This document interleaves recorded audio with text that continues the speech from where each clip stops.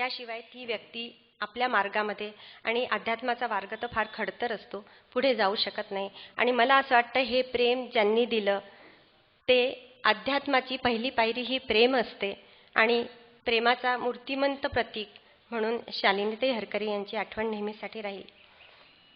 व्यासपीठावरील पाहुण्यांचे मी कनकसूर मंदिर तर्फे आणि इथे उपस्थित सगळ्या श्रोतृवृंदातर्फे मनापासून आभार मानते आणि आजच्या पाहुण्यांना स्थानापन्न होऊन सुरांचा आस्वाद घेण्याची मी आवर्जून विनंती करते.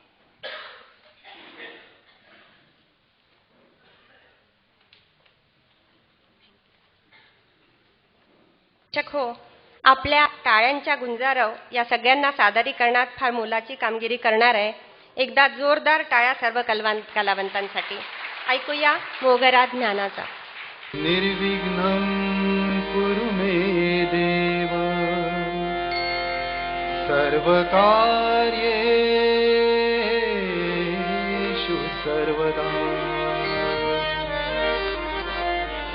गुरुर्ब्रह्मा गुरुर्विष्णु गुरुर्देवो महेश्वरा. गुरु साक्षात् परब्रह्म तस्मै श्री गुरवे नमः.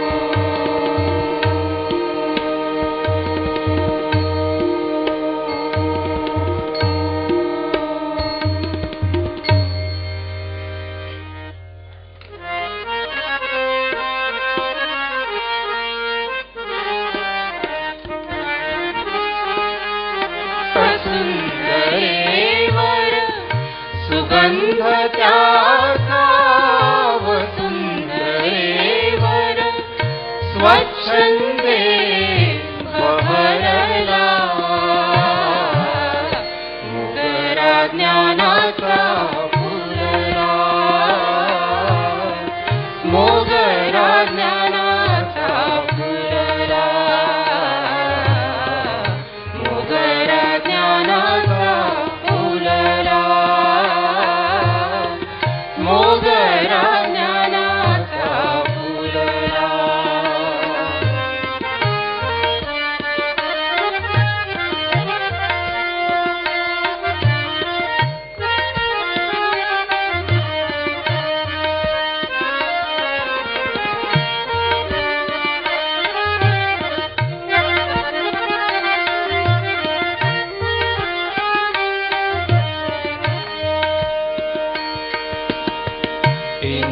इंद्रायणीच्या रम्य तीरावर संत जाहले श्री ज्ञानेश्वर.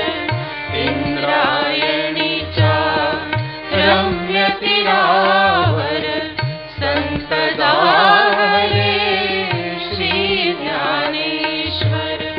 धन्य धन्य आनंदी परिसर. धन्य धन्य आनंदी परिसर. भूषण विश्वाला. मोगरा ज्ञानाचा फुलला. मोगरा ज्ञानाचा फुलला.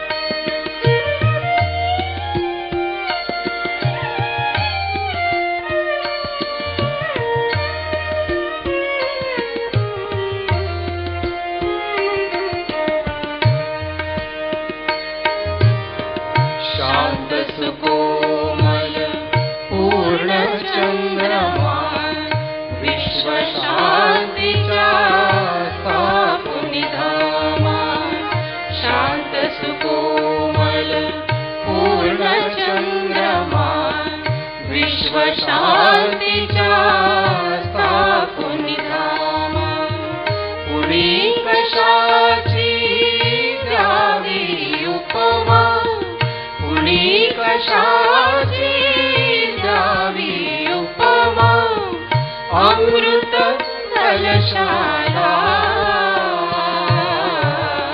मुगरा ज्ञानाचा फुलला, मोगरा ज्ञानाचा फुलला, मोगरा ज्ञानाचा फुलला, मोगरा ज्ञानाचा फुलला.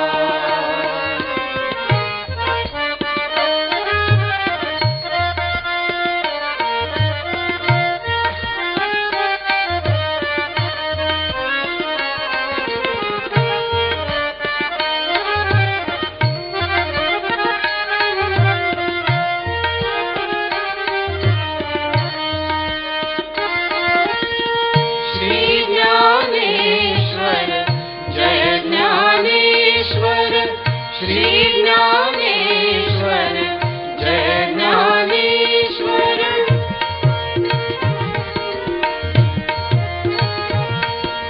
पांडुरंग पांडुरंग पांडुरंग पांडुरंग पांडुरंग पांडुरंग पांडुरंग पांडुरंग, श्री ज्ञानेश्वर जय ज्ञानेश्वर, श्री ज्ञानेश्वर जय ज्ञानेश्वर.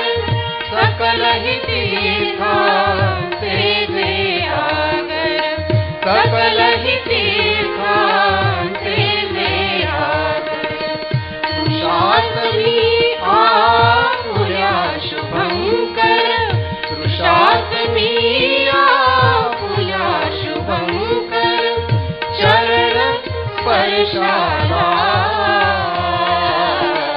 मुगरा ज्ञानाचा फुलला, मोगरा ज्ञानाचा फुलला, मोगरा ज्ञानाचा फुलला, मोगरा ज्ञानाचा फुलला. सुगंध त्याचा वसुंधरेवर, सुगंध त्याचा वसुंधरेवर, स्वच्छंदे बहरला, मोगरा ज्ञानाचा फुलला, मोगरा ज्ञानाचा फुलला,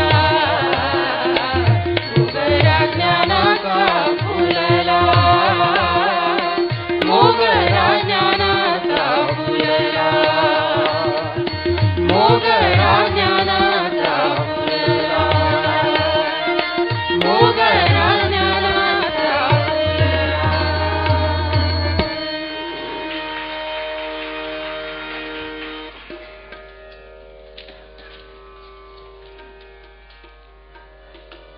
संत ज्ञानदेवांचे अभंग आणि अभंगातून ज्ञानदेवांना नेमकं काय सांगायचं होतं, ज्ञानदेवांना कुठला अर्थ अभिप्रेत होता, याचा मागोवा, याचा उलगडा करण्याचा प्रयत्न, असं आजच्या कार्यक्रमाचं स्वरूप आहे.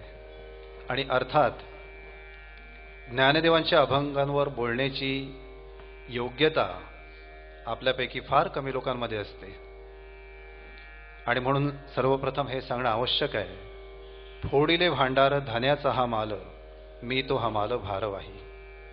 आमचे सद्गुरू योगीराज मनोहर हळकरे यांच्याकडून जे काही आध्यात्मिक विचाराचे संस्कार आमच्यावर झालेत आणि पवनी या गावी वैनगंगा नदीच्या किनारी 9 वर्ष तपस्या केल्यानंतर त्यांना जे काही ज्ञान प्राप्त झालं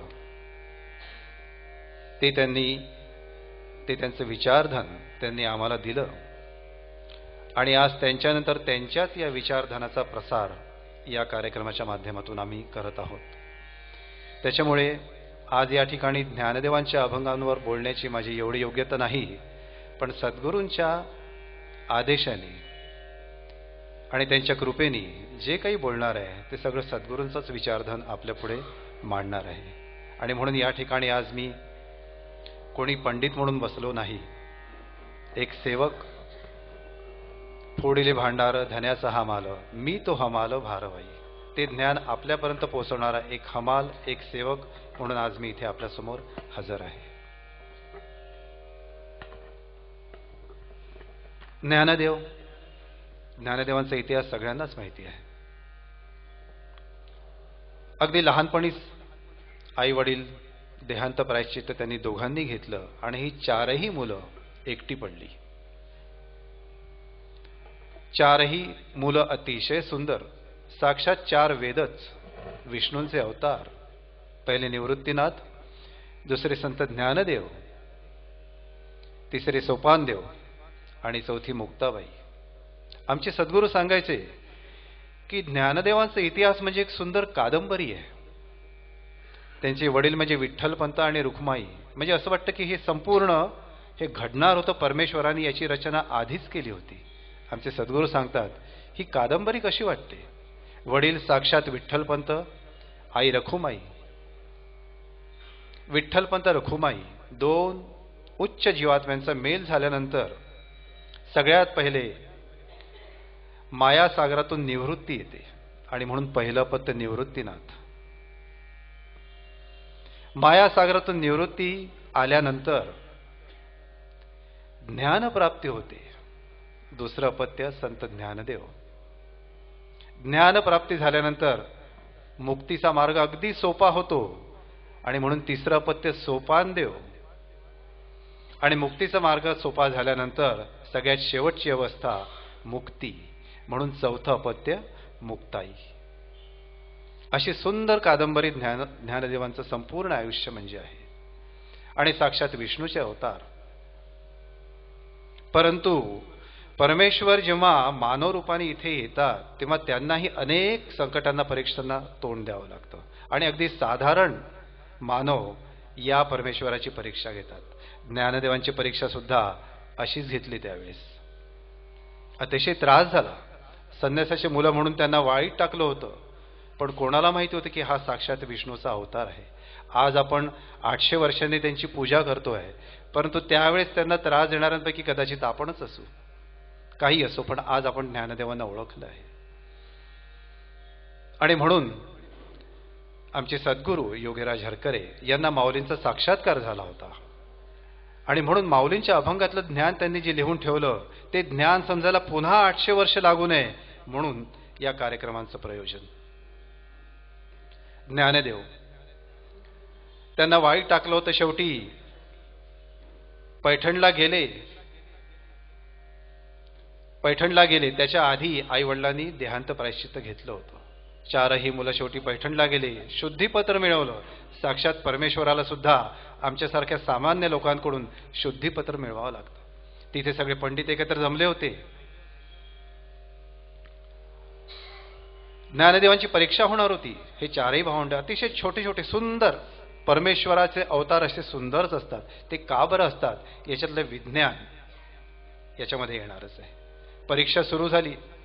ज्ञानदेव म्हणतात तिथल्या पंडितांना, ठाई ठाई परमेश्वर वसलेला आहे.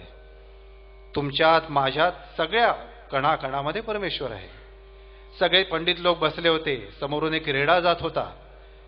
असं का रे पोरा, ठाई ठाई परमेश्वर आहे, एवढंसा चिमुरडा तू आम्हाला अक्कल सांगणार? मग हा जो रेडा चाललाय याच्यामध्ये आहे का परमेश्वर? ज्ञानदेव म्हणतात बिलकुल आहे. तो तुमच्यामध्ये, माझ्यामध्ये, याच्यामध्ये सगळीकडे आहे. दाखव परमेश्वर. ज्ञानदेवांना म्हणतात पंडित लोक, दाखव परमेश्वर याच्यात कुठे आहे? निवृत्तीनाथांनी ज्ञानदेवांना सांगितलं, ज्ञाना आता वेळ आली आहे. आता तुला दाखवून द्यायचं आहे की तू खरोखरच जगाचा पुढे उद्धार करणार आहे. आता तुझी परीक्षेची वेळ आली आहे. बस याच्यामध्ये उत्तीर्ण हो, जिंकलं सगळं. जैत रे जैत. ज्ञानदेवांनी तयारी केली. निवृत्तीनाथांना नमस्कार केला. रेड्याशी आपलं